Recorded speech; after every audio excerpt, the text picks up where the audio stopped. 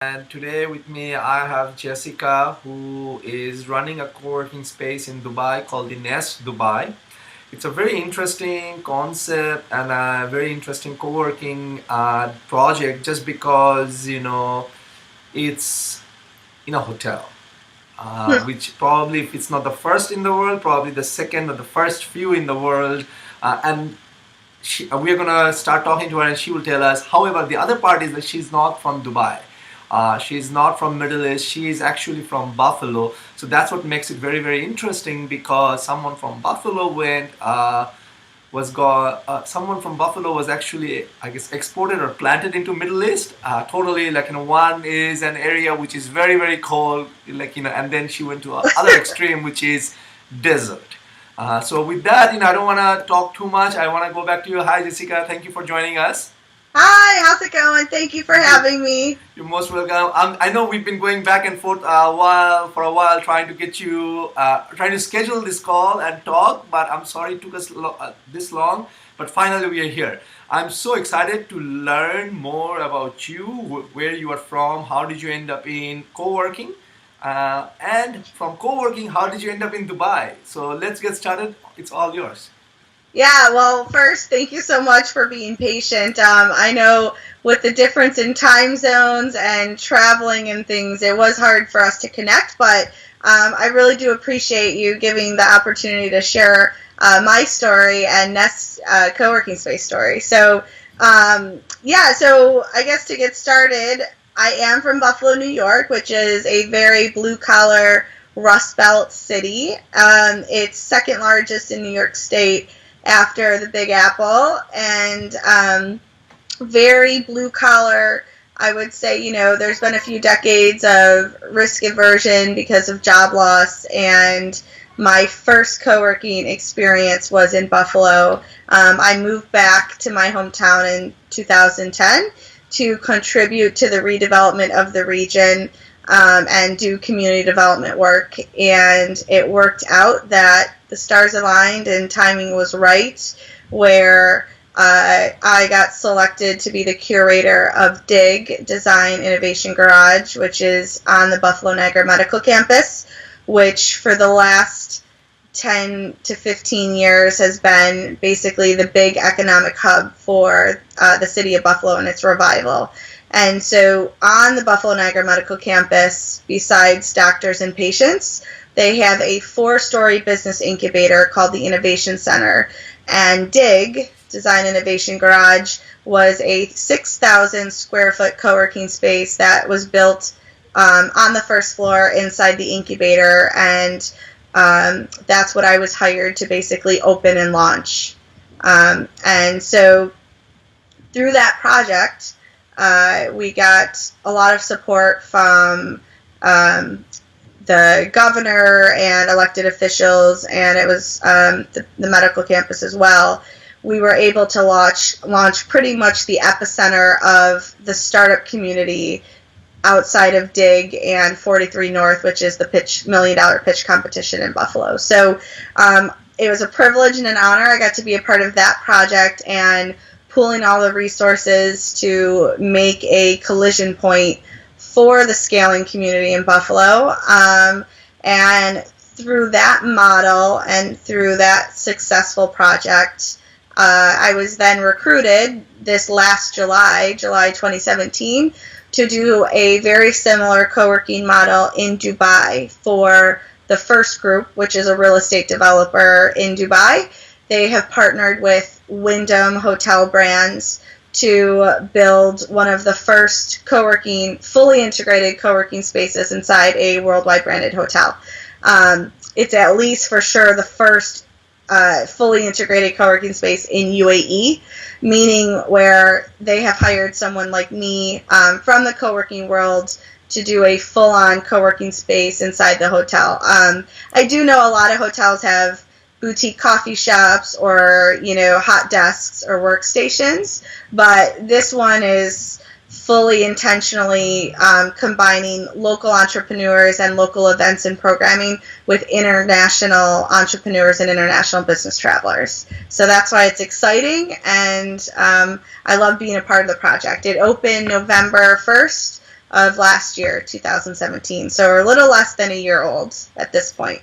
And for those of us who haven't had the luxury or the opportunity to go to Dubai and visit Nest, can you explain to us how does it work? How does it look like? What does it do? Can you share more information about your space? Sure. So it's about a 3,000 square foot facility. It has private phone booths for private calls, the open community collaborative space, which are basically very long picnic table type style desks that you can see in a lot of spaces. It has a small private meeting room that's maximum 8 people. And the exciting part and why I took the project is the innovative model. So how it works, because it's inside Trip by Wyndham Dubai Hotel, if you are a member of Nest, if you're a co-working member, you are essentially a hotel guest.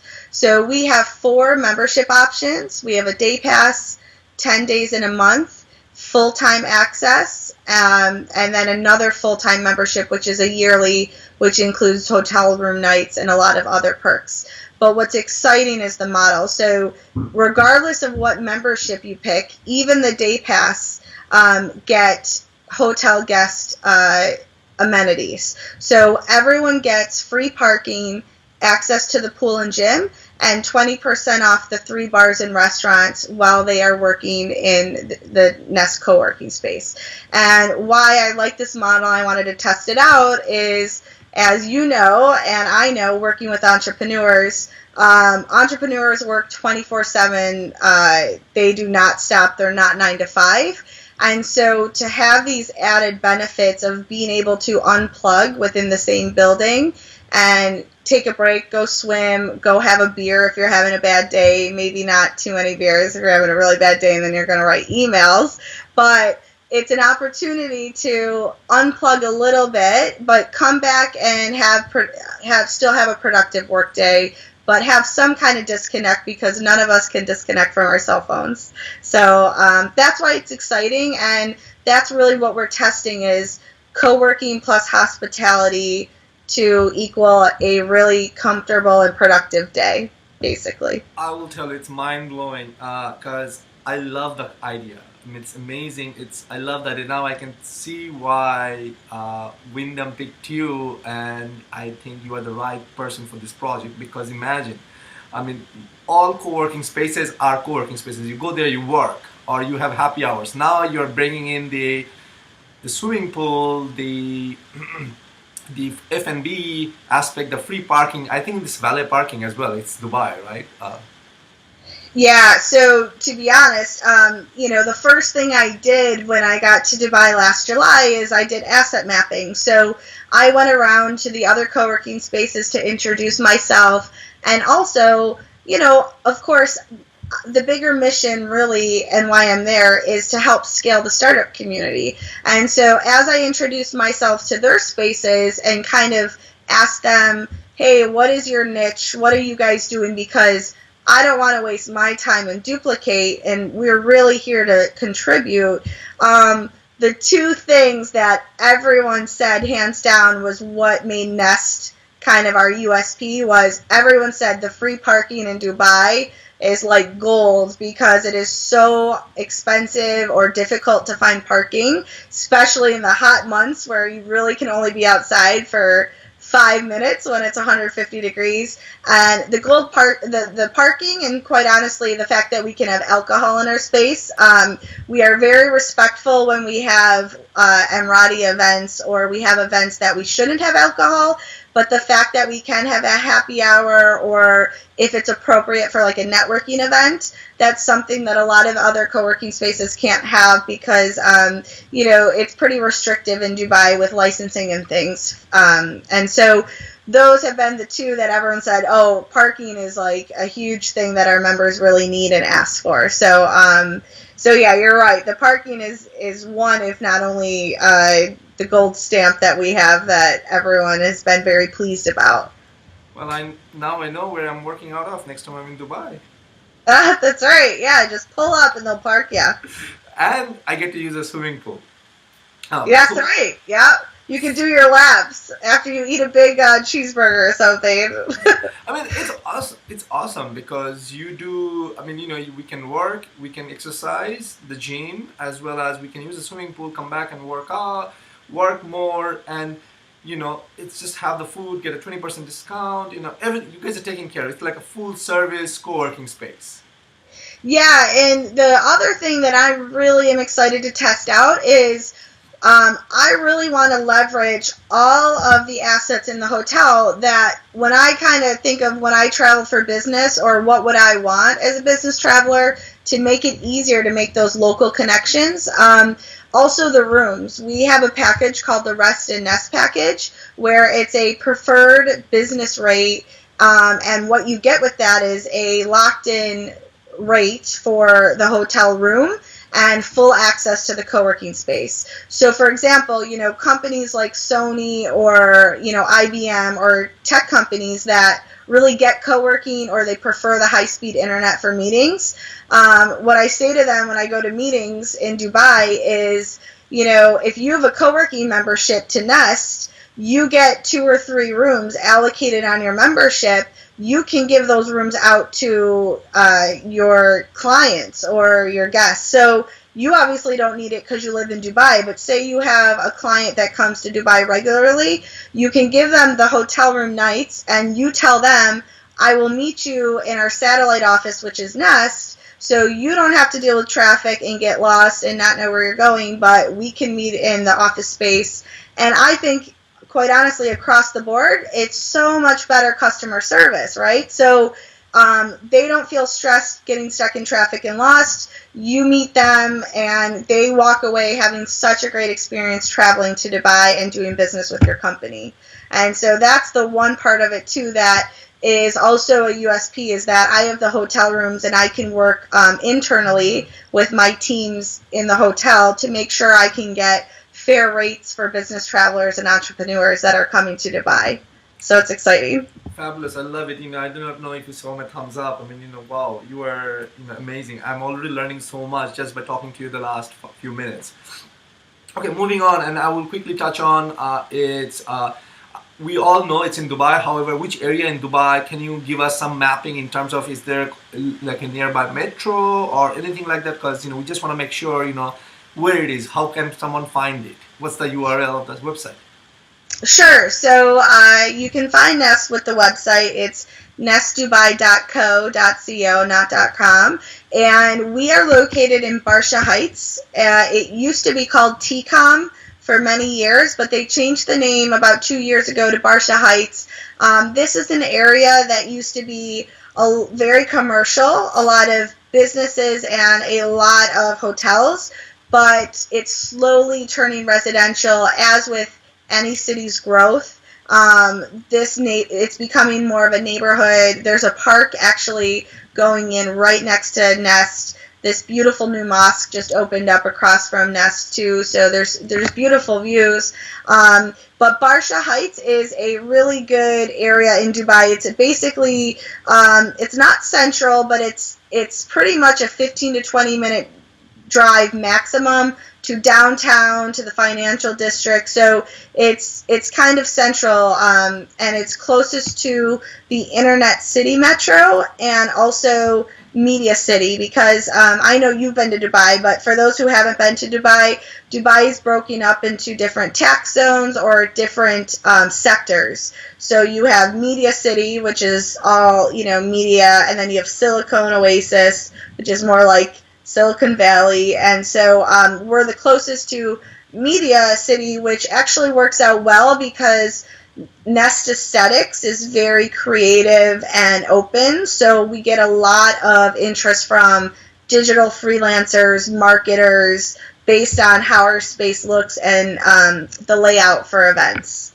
So it works out where we are. Actually, this is a good segue into my next question, which is going to be, who are your members? I mean, can you describe or can you share what kind of people or what kind of entrepreneurs are using your space right now? And you touched on creative people, freelancers, marketeers. So please go on. Sure. Yeah. So far it's been a really good mix of, we have the business travelers I mentioned. We have people that In Dubai, we have a lot of folks that say they're on contract for 2 weeks to 2 months, and they'll come in and out of Dubai. They really like having a dedicated workspace, as I mentioned before, to call their meetings. They can have everyone come to them because of the free valet. They can tell them they can just pull up. They don't have to worry about parking. It's on them because it's free. And unlimited coffee, snacks, all that good stuff in our space. We have an unlimited snack bar. So we have from business travelers that we see every few months as they come in and out for their work, to a lot of marketing folks, a lot of digital or graphic design or consultants, because our space is traditional co-working. We don't do business licensing. Again, in Dubai, you have to do a few extra things to do licensing, and in TCOM, where we are, it just doesn't make sense for us to do that model. So we are very traditional co-working, where the value is flexible seats and flexible office space and events and networking, the power of like the social capital that we can bring in through our networking and our events. So we're really heavy on creative types. We host Creative Mornings Dubai every single month. We also host Fun DXB, which is F up nights everywhere else in the world. In Dubai, it's called Fun DXB, and everyone gets up and talks about a business failure and encourages other people to take the leap. So we definitely are attracting a lot of the influencer types, the marketeers, and in Dubai, hospitality is one of the major industries. So a lot of really creative, funky people. We've hosted beauty launches, like beauty product launches, to seminars and investors. So yeah, it's a good mix, and that's the goal, and that's how I measure it's a healthy ecosystem to have from grassroots startups to high-level investors in the space. And so far, we're hitting all those marks. Fabulous, fabulous.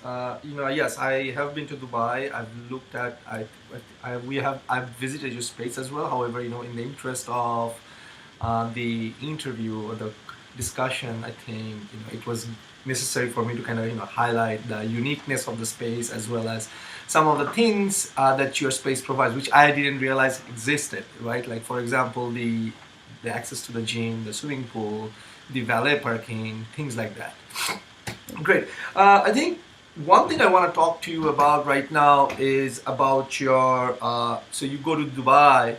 First time, I believe that was the first time you go to Dubai. So tell me your experience. How did you get yourself settled? What was your initial reaction? Things like that. Sure. So, you're hitting on the thing that I get asked all of the time. People will say, Buffalo, New York to Dubai? Like, how and why? And all those good questions of, from the snow belt to the sand pit. And, quite honestly, that's really why I took this opportunity, is I wanted to test, what are kind of constant variables in co-working communities. So why not, I know two case study, two co-working spaces, a small case study, but they're drastic enough, the populations, the cities, and all of the things in each environment, that I wanted to test out what I did successfully in my first space. If it translates, then I can kind of have a measuring stick of, okay, this can maybe work for all scaling startup communities. If it doesn't work and I need to localize or adjust, that's also a great learning experience of, what can translate everywhere, and what do we need to adjust for to make sure that a community space and the ecosystem works. And so, basically I have never been to Dubai. The way that I got connected with this project was Mike LaRosa, who I met through Juicy, the global co-working conferences, and a couple of the other ones. he knew about my space dig in Buffalo, New York, and he was hired as a consultant for the first group for the Dubai project, and he was hired to basically create a model for them. And the one thing that they were lacking was an operator, and him and I kept in contact, and I actually had a couple opportunities in Washington, D.C. at the time. So Mike knew about those because he's from D.C., and I was asking him what he thought about my opportunities. And he called me about a week later after we got off the phone that I told him I'm probably going to take a DC offer. And he said, listen, I know this is crazy. What do you think about going to Dubai? And I said, that has never crossed my mind in a million years, but, let me know what the project is. And he goes, listen, I just think this model is very similar to the first space you built, and they really need an operator, and I think you're probably the only person that really fully gets kind of what they're trying to do and how it needs to be integrated. So it's crazy, but if you're open to it, I'd like to talk to you about building and running this space in Dubai. And so that's kind of where the connection came from when I learned more about what they were trying to do. And as it is a smaller business and brand inside a larger organization and entity, that is very exactly like the model I did before. So that's pretty much how I said yes. I got to Dubai and I did the proper asset mapping. I think it's most important to make those introductions to the other spaces first so that you can really find your niche and make sure that you're not duplicating or, again, I want to contribute. So that's the first thing I did when I got there. I did see there's obviously Dubai has much more resources and wealth than Buffalo, New York does, but to be quite honest, the startup communities are very similar where they're both emerging. Dubai has a lot of money right now, and a lot of money goes into marketing the vision, but it's like herding cats at the moment of there's a ton of resources, but you need to make sure that, you're filtering through the quality resources and really it's not a one-size-fits-all, and there's a lot of incubators and a lot of co-working spaces popping up. But that doesn't mean that all of them are going to properly align with your mission and be, perfect partnerships to collaborate. And so that's actually a lot like Buffalo, where it's all about partnership building and strategic partnerships and really aligning with people that have the same mission and vision, and figuring out where your resources can complement someone else's to do the bigger impact of the ripple effect of building a community outside your space. So on a positive side, there's been a lot that I've implemented that I did in Buffalo that has actually translated extremely well in Dubai, and a lot of it is with social capital and basically, making sure that you're really appreciating the people and the builders and putting community first. As long as you have a decent product, I do believe if you have a decent product, you can sell it, but human capital and, really finding the right talent and the people with the passion and the good intent is really what makes a community great, not just good. And that's translated really well for me. So far, so good. Fabulous, fabulous. So, quick question, follow up. I think it's very unusual. Maybe it's a very Western thing for us to, hey, reaching out to our perceived competitors saying, hey, I'm here, I've just opened up, what do you think? How did people in Dubai take it when you reached out to other operators or other space managers or space owners and says, hey, I'm Jessica, I'm in town, here's my space. How did they respond? Were they shocked? They weren't shocked. I would say I got 50% positive and 50% kind of like confused of, right, like, what do you want? Or, I don't know if they thought maybe my intent wasn't there, but, but the same thing honestly happens in Buffalo. And I've noticed it as I grow my national and international networks in co-working and in startup world. I say this all the time, is the one thing that always shocks me but doesn't surprise me is there's a lot of people actually in the collaboration space that aren't very collaborative, and they're only collaborative if it benefits them or they can get credit for it. And I've learned this, that that's kind of, I think it's human nature, and especially now being halfway around the world, these are also the little learning lessons that I like, because then I can say, okay, it's not just Buffalo. It's actually, it's human nature, right? And so how do I work on breaking through barriers for collaboration that are kind of across the board? So when I went to Dubai, I got 50-50. I invited everyone to a co-working dinner to just introduce myself, show the space, and talk about, as a co-working community in Dubai, how can we support each other? Obviously, there's going to be competition on some level, and everyone needs to make revenue for their space to stay open.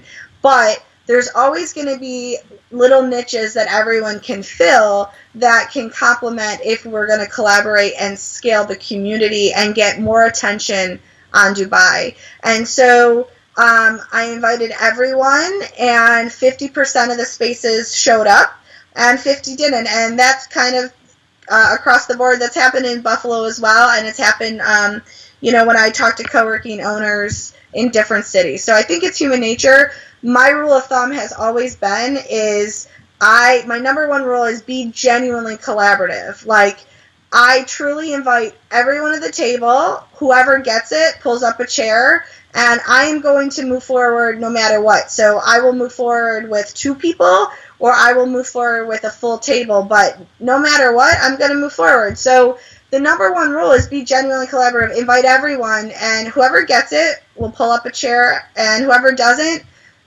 maybe down the line. Some people, I think, too, just don't get it if you say it, but if they visually see it or they see the impact, they can come back. But that's my rule, is like, if you're in the collaboration space, you need to be genuinely collaborative, and you need to put your intent out there. So I would say it was 50% receptive, and from that dinner and from my ongoing work, Shazad, who owns the Bureau Dubai and now Pop-Up Co-working, we are now partnering to do a co-pass, a co-working co-pass in Dubai. And so if you're downtown, you can use his space. If you're uptown and you need my space in Barsha Heights, and we're looking to bring more into the fold. But that came out of that dinner. And I just think it all comes from having genuine intent and being upfront about what your intent is, and walking the walk and showing that, you're really there to add value. You're not there to steal ideas and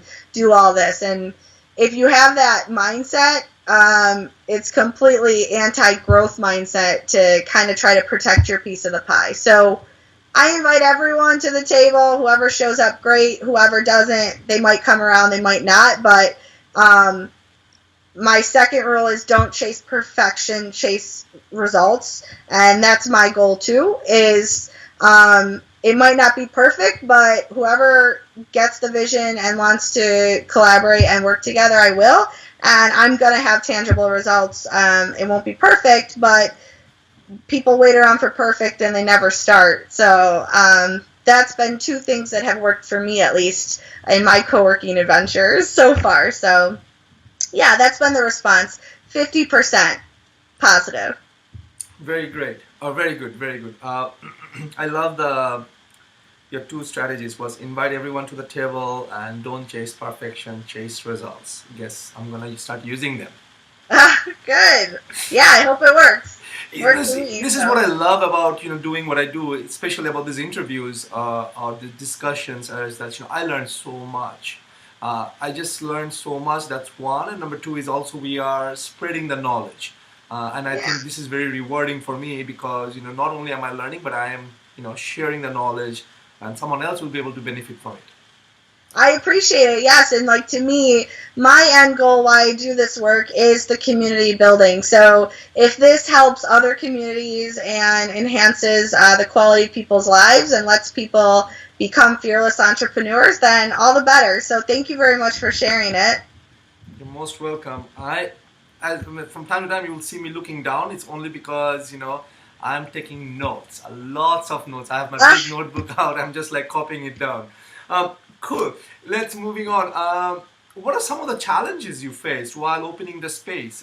Can you share something that you sure. really had to overcome and you really struggled? Yeah, so something that is maybe right now okay, but I do see it in the horizon is, Dubai is a very fast paced city. Dubai is all about the biggest, best, newest, innovative, cool thing. And so, something that I picked up going, and every city, before I start of, my pros and cons, every single city has good and bad, whatever city you're going to go to.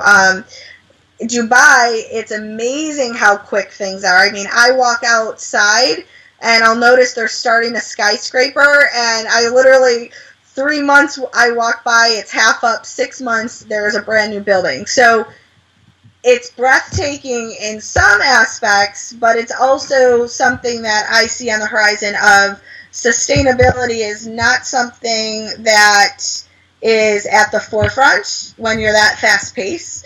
So Nest right now is cool and hip and a buzz, and we're getting such good feedback about the quality of our space, the energy, and all of that. But something that we're going to have to work on is the sustainability aspect of when we're not the cool, hip, sexy new thing on the block. What then, right? Is everyone still going to want to have events and co-work in our space?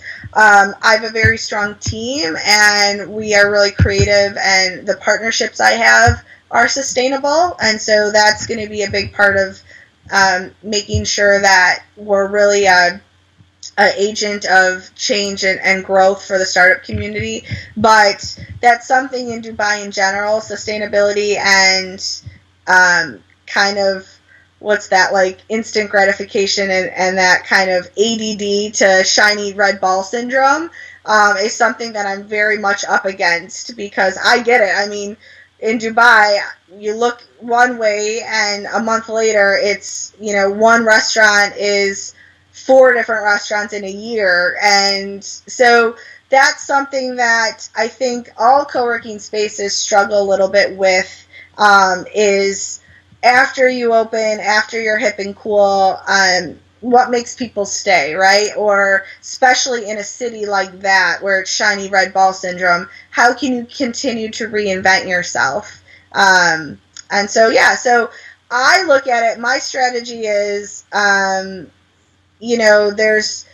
just desire versus value. I give, because I love food, I give the analogy about food is, when you desire fast food, you could desire McDonald's this week, you get it, you're satisfied, and then you're going to desire Taco Bell or something next week. So that's different than value, right? Value is Thanksgiving dinner. Everyone looks forward to Thanksgiving dinner, even though it's once a year. You have to be a little bit more patient. You have to wait. But the quality of the memories and the quality of the satisfaction is a much different level than the fast food you get every week because it's a quick hit. So that's kind of what's going to be my approach, because Nest is a more high quality boutique co-working space, and who we attract is a little bit more that way of they're looking for long-term quality workspace, long-term connections. And so I'm going to try it. I think we can maybe stand out in that way of being sustainable and being more quality over quantity and value over desire. Hopefully we'll be the Thanksgiving meal of, of the co-working world, where we stick around quite a bit and people keep coming back because it's a fond memory and a fond experience for them. That's the goal, at least. People will come back. I mean, I'll tell you, under your leadership, I can clearly, and knowing you personally, I can tell you that, people will come back just because of the environment, the ambience, the experience you're creating. You're not just, And you are on the right track. It's desire versus value. A McDonald's doesn't give you that value or that experience. You drive through probably, or you just go in, buy it, and you start eat and leave. uh, Thanksgiving dinner or sit down dinner, which is where you go for special occasions, your memories, that experience, right? That whole 9 years, and you already have that, right? The valet parking. Again, I keep repeating Yeah. myself, but those are some of the experience, the touch points, like you're marrying co-working and hospitality, right? So it's a hybrid, it's unique in its own way, and I can foresee it's probably going to, and time will tell, but I foresee it will stay on. Obviously, unless if there are like 20 other hotels doing the same thing, then it's probably comes down to, is it Jessica running or is it XYZ running? But Yeah. so far you're pretty good. Now, looking back, and if you have to redo or reopen, this nest, what would you do differently? Hmm. Well, we didn't get to do a soft opening, which I think for spaces in general, soft openings are so important to, even if it's just friends and family you invite, to basically test out your space, try all the little things, like, because the devil's in the details always. It's always the little things of people saying, hey, these plugs are kind of a pain that I have to every single time plug in and plug out this way, or like, it really is people getting to test all the tiny things of, hey, we're having the same muffins like every 3 days, like, can you add a different muffin, whatever. But I think soft openings are such a big learning lesson, and they are such a quick way to like tremendously enhance your product, right? If you don't have a soft opening, which we unfortunately didn't get to have just because of timelines and restraints, and we just had to kind of quickly open, our space was still pretty well off, more than other spaces I have heard, people tell me kind of their opening stories.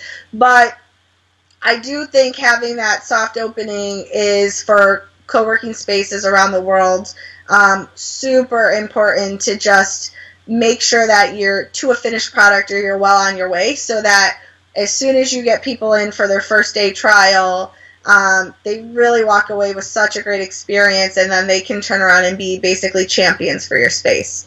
And luckily, we still had that, and I have been very blessed with super easygoing co-working members that came on board day one and saw the vision and mission and liked it. But there's things that, at the end of the day, it's really providing customer service, and I want everyone every single day to walk away saying they had a really great working day. And so not having that soft opening, we've had really awesome co-working members with us from the beginning, but I do regret that it's been a little bit of a bumpy ride where, and that happens, and I'll say we're a startup, and of course I apologize, and I will figure out a way to make up for some issues that, like drilling or whatever. But still, it would be nice to open with a sense of feeling like you crossed all your T's and you dotted your I's. And that's not always realistic, but I would just say, if co-working spaces that want to open want to ensure that they're kind of on the top of their game, make sure you plan for a soft opening and be kind of adamant that you're going to do it, even if it's friends and family. They'll at least give you honest answers of little things that you might have missed. You're working on the big high-level stuff. You need people that are eating the food and checking the plugs and caring about the temperature in the room. All those things matter for environment of co-working spaces. Both what you can see and both what you can't see, but is super important to create the whole kind of vibe of a space, right? So soft opening for sure. If I have to redo my space again, I will not do soft opening. I will do soft opening. However, I will not invite friends and family because they're so nice to me. I will invite people who don't like me. Okay. Oh, that's good. Yeah. So constructive criticism.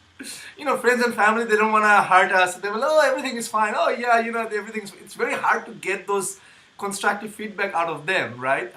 Okay. So it's always just a thought, but Yes, well, I guess fine. You're right. It's relative, right? I'm a Irish Catholic background, which we're the meanest to each other, right? Super critical. So my family out of anyone will be like, "Oh, you missed a spot. You need to clean this better." So yes, it's all relative, but yeah, definitely bring a group of honest people. Period for a soft opening, and I just think it will advance you light years, and it will save you bad reviews. It will save you all those kind of things that stink once you open and you didn't get a chance to redo. You can't redo it.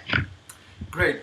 So Jessica, moving on, and actually, in all honesty, that's a really very good feedback. I've spoken to so many co-working space operators, and no one has really brought up this point, which is something you are bringing up: soft opening, the importance of soft opening, and whether we bring our friends, families, or people we don't like, or they don't like us. But basically, the gist is get some feedback early on so that you don't get that one-star review on Google or Yelp or Facebook, Yeah. because that's gonna really ruin you. Talking about quickly, I want to touch one thing before I go on to the other aspect, which is what keeps you busy on a day-to-day basis. I mean, you are the curator, so lay it out. What does a curator do? I mean, that's, I think, a unique title for a co-working space, because I've seen community managers, I have seen, I've heard the word tumbleweed, but curator is something new. So please. Sure. So I've been lucky where the last two spaces I was called curator, and basically curator is kind of a buzz startup word for operations manager, but when everyone asks what do you do, I just say everything. Curator is really a hybrid. I am operations and I'm sales. I'm programming and training the staff. So I would say it's essentially an entrepreneur role where you are starting a brand new company and brand, at least for my models that I've done, inside of a larger brand that supports the co-working model. So my main role as curator is I get hired of people will basically plop in my lap the vision and they say, go build this. And I say, okay, I will. And so the term that someone called me and I've just been using is my pitch, because I help everyone else with their pitches and I was terrible with mine because everyone would say, well, what do you do? I'm like, well, I do 50,000 things. I'm an ecosystem builder. And so that's basically what I am is my role is to build both the physical space and also the collaborative environment. So that's what I'm hired to do, and I collect all of the resources and all of the people that I need to build the community and make sure that the physical infrastructure and the collaborative environment is very rich, and people feel that there's a value for why they're coming every day. So curator is just all in one, operations manager, and basically implementing the vision into something tangible. Okay. Yeah. Cool. Now I know. Cool. I was gonna say it's a jack of all trade, but I guess that doesn't look good on a business card. So Yeah, it is a jack of all trades, but yeah, ecosystem builder is much more in the startup realm, and the people that need to get it. So when I say it, I attract the right, partnerships and things. They get it, so it's a good term. So, and I think this, okay, cool. Now moving on, and these are the last two questions I have for you, and Sure. then I will let you go. One is obviously, how are people finding out about your space as they come into Dubai, or if it's whether it's a freelancers, consultants, what has been Sure. working? Sure. So my team in Nest tracks where everyone comes from, whether if they sign on for a tour on our website or they just pop in. The first question we ask is, how did you hear of Nest? Because that helps us of, one, we know where to properly market, but also where are people really, where are co-working members sitting? And shockingly to me, for how much marketing and PR and our social media is pretty good, our social media profiles, 50% so far has simply been Google, like people Googling. And we quite honestly have not spent that much on Google Analytics and advertising on Google. We haven't. But that has rung true for my last space as well. And how I like to say that is, like, true co-working people, like, there's a lot of different type of co-working members, but the core ones that like to come day to day and might be a little bit more introverted are really techie, or the coders. And so it doesn't surprise me that they just simply Google and then they pick a co-working space that they like. We've been lucky, though, reflecting back when I was shocked that I'm like 50% are still coming from just Googling. Yes, we haven't spent money on Google ads or anything. However, the fact that we're getting reviewed on many different platforms has really strengthened our SEO on Google. So coworker.com, we've had some very good reviews. Remote work, there's been a few websites or a few people that have posted blogs or reviews. And so as I'm monitoring, we're like the second or third, I believe, on Google right now when you type in Dubai co-working. So that has helped quite a bit. Besides Google searches, it's definitely been our social media. And I always say this, like, the online community of co-working has to reflect the offline community. Everyone that uses co-working is techie. All of their work is on their laptop. So they're certainly going to check out your Facebook, your Instagram, your Twitter. In Dubai, this is something that I localized. Twitter is much more business oriented and people use it much more in the US. Dubai, not so much. So in Dubai, Facebook is really the leading social media, Facebook and Instagram. So that's where we've really kind of heavily marketed and made sure that our pages are really reflective of our space. And we do get quite a bit of people that say, oh, I saw an Instagram post or I saw a Facebook post. But yeah, 50% has been organic, just Googling. So thank you, Google. Well, it works. People get surprised when I say, invest, and like I told you, mentioned you before, like, I do own a digital marketing company as well. And when I tell people, like, dude, stop spending money, first focus on your site. That's free traffic.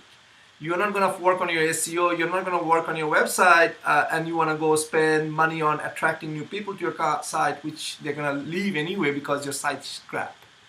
Yeah, that's a really good point.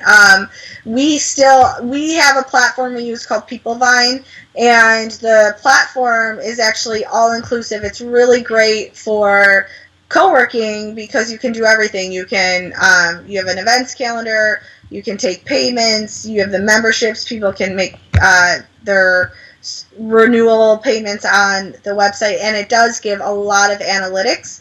At this point in time, the last time I checked, we've had 71,000 unique hits, which is pretty good. But I agree with you that our website could be better. It could be more reflective of our offline community, because I want to start, nothing's more disappointing than someone having a kick-ass website and then you go to their space and their space is like white walls, stained carpets, and you're kind of like, whoa, this is not at all what was online. Well, also the opposite, right? Like, I know physically and aesthetically our real space is beautiful.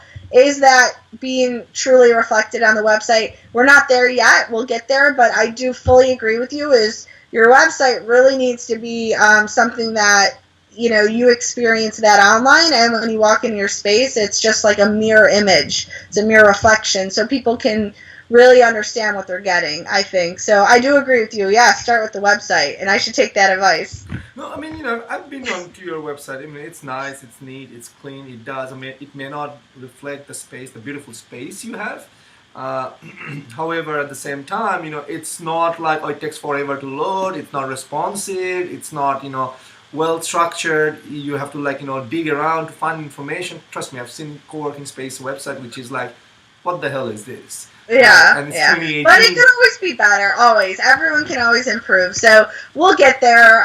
We just put up a video, which was like months in the making, but we'll get there. But I do agree with you. I think that's great advice that you've been giving. I agree that if you have a decent or quality website, that's the first place to start to really reflect your vision and your mission as a space, for sure.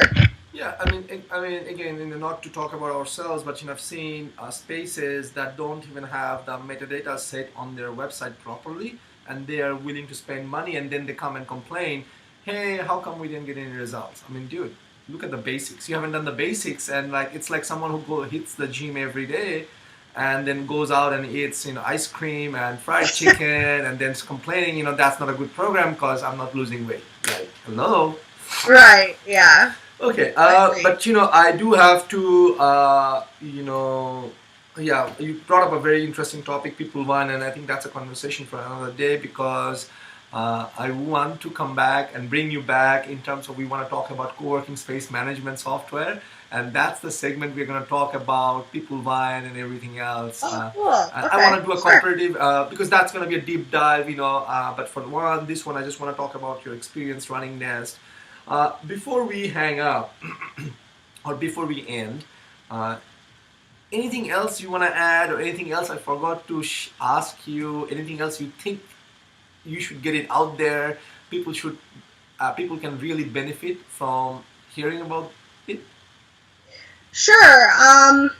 I think the one thing that has been the biggest exciting piece of me trying to work halfway around the world and test ecosystems and startup communities is the one thing that has really been amazing to me is the world truly is one big living room for entrepreneurs. It is. And co-working spaces are the couch. That's what I just keep saying because um, the one thing when I was recruited, the one tough question that they had for me was they said, you know, we know that you've done this successfully once, and, you know, we know that you say that you're a great connector and that's a talent, but you're coming into, you've never been to Dubai, you've never been to the Middle East. Do you really think you can do it again not being here? And of course, in the interview, I'm going to say, well, sure, I can do it. But I did have internal doubts if I'm saying, you know, I don't know if I can do it, but I want to try. And if nothing else from this experience is, you know, I was like, oh, I'm not going to see anyone from back home. But quite honestly, I've been there less than a year. I have had colleagues, everyone that has seen that I've made the move. I have had business colleagues from Toronto, Canada, from Buffalo area, Syracuse, New York. You came to visit. I have had so much of my U.S. network tag people or support me by saying, go see Jessica at Nest. If you're in Dubai, go to Nest. And it has been nothing other than showing me the world truly is super small for people that are genuinely collaborative and people that are really trying to support entrepreneurship and help entrepreneurs. And that's been just such a really great I don't know, like it makes my heart smile to be cheesy, really, quite honestly. And why the work I do is so fulfilling is because from co-working spaces, like that's how I travel. I jump from co-working spaces to co-working spaces when I travel, and it is such a great way to get insight into each community's dynamics and kind of be tapped into the core of what people are doing and what's working, what's not working. So if nothing else, I think the biggest lesson for me is, yeah, the world is one big living room for entrepreneurs, and the connectivity is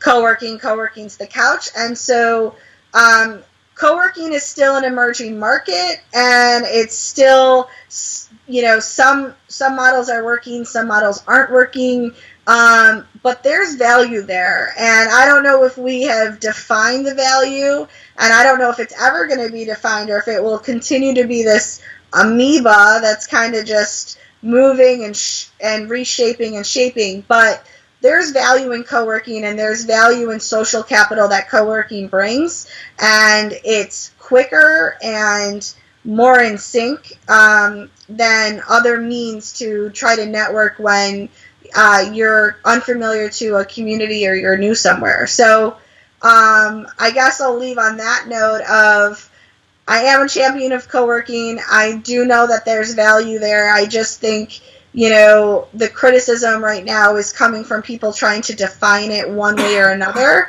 And only time will tell. Some will work, some won't. But we don't know what models are really going to stick around because it's new. So that's what makes it exciting. But that's what also makes it kind of a curious creature to see what's going to stick around and what won't. But there's value in co-working, and it supports the entrepreneurial spirit, and it supports people trying to get started, and that's why we all do the work we do, right? So yeah, that's about it. That's the one lesson, is keep going, everyone. I don't know, it's kind of cheesy, but I'm cheesy sometimes, so. No, you're just fine. Oh, hold on a second. I think I clicked something by mistake. Okay, cool. Well, you are not cheesy. I'm a little cheesy, but it's okay. No, you are not. Okay, cool. Uh, cool. Jessica, I know you are in traveling in Atlanta, even though I think you are finding Atlanta to be easy compared to Dubai, because it's very hot in Dubai. Yeah, it's like super cold here. Just kidding. But yeah. Yeah, you walk around with your sweater, you're like, oh, I'm freezing, and they're like, what happened to you? Like Dubai. That's right. My blood is thinned out. Yeah. But no, thank you very much for taking the time out, even though you are here on your vacation. But it was really nice talking to you. I learned a lot. I hope anyone who's watching or reading, because we are gonna write a summary as well as publish the video. So whatever mode they consume this message, that they learn something. Especially, I think there's gonna be. I see a lot of opportunities in the Middle East region, and I'm sure you get knocked or people knock on your door saying, hey, do you want to come join here? We are not going to talk about that. I'm not going to make Wyndham or your managers uncomfortable, but it's super important that that's emerging, that market is emerging, and for people to find and identify who they should contact, should they need any more advice as a mentor. Jessica is here. Talk to her. Sure, yeah. I love meeting people. Yes. So, yeah. Well, and again, thank you so much for being patient. I know this was months in the making, and, this platform, I always say, I collaborate with any platform and resources that are trying to help people that want to be fearless entrepreneurs get started, or even co-working. Where can they find their niche in the co-working world? So I just want to thank you for your time and establishing this platform that I hope, like you, will help create more co-working spaces and people that want to dip their toe into entrepreneurship and contribute to scaling the startup communities around the world. So absolutely. Thank you so much. Thank you. And I will just share to that, because when I was starting my space about 4 or 5 years ago, there was not many resources. And the only way I could do it was, I traveled to Austin, right? I looked at Liz, who runs Juicy, her space.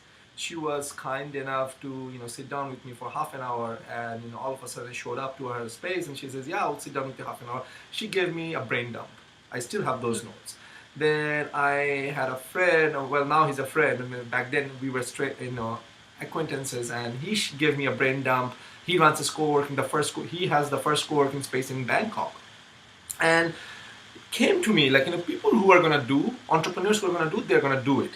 I think why not make it easy, and why not connect them to resources and mentors that are willing to share, and just increase their likelihood of success, as well as it doesn't have to be difficult, because as you have opened two co-working spaces and you have built communities, we have a million things to worry about.